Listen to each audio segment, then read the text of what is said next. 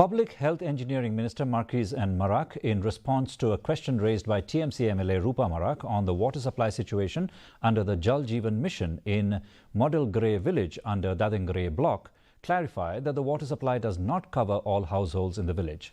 He also informed that the project sanctioned on 16 July 2021 for an amount of 7 crore 29 lakh and 18,000 will extend coverage to the new households under a different scheme.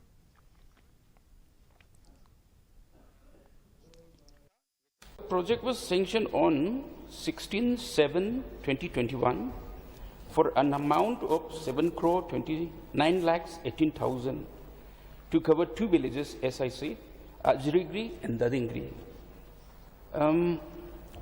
The scheme provides coverage to Dadenggre village, which is one locality under Dadenggre village. The scheme is physically completed and has been provided with functional household tap connections to 856 households. So therefore, sir, government has already considered these 15 newly grown up households shall be covered from another scheme